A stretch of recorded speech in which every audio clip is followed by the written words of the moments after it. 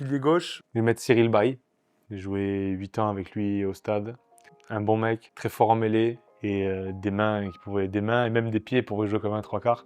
Au talon, je mettrais Peato Movaca, qui est exceptionnel dans son registre, parce qu'il peut jouer 7, 6, centre.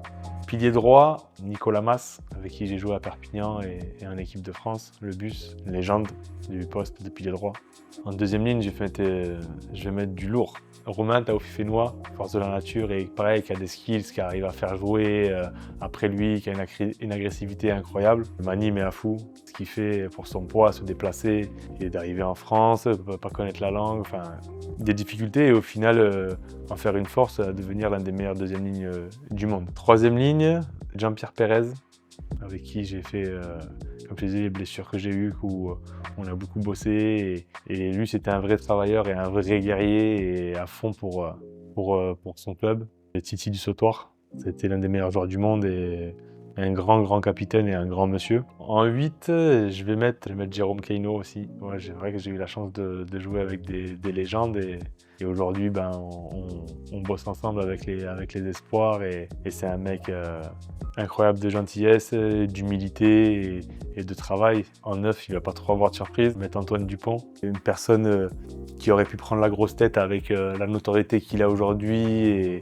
et s'emballer et qui est resté toujours le même et toujours de très bons conseils. En 10, je vais mettre Luc McAllister, avec qui j'ai joué au Stade Toulousain, qui était aussi incroyable. Je pense qu'il jouait à 70% de ses capacités, mais quand il jouait, il prenait du plaisir et c'était vraiment incroyable de le voir. Au centre, je vais faire une paire de centres Pita Aki Vakatawa. Pita, j'ai joué longtemps avec lui à Toulouse.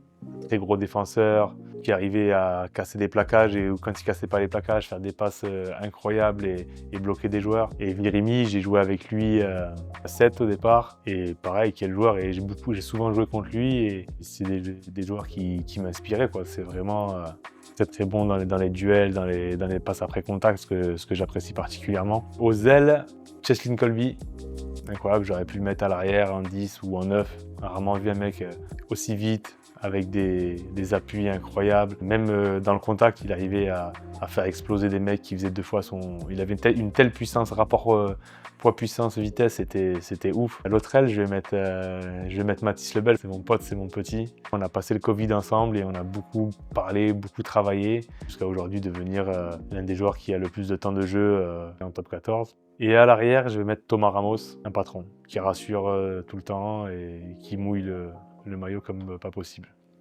Voilà.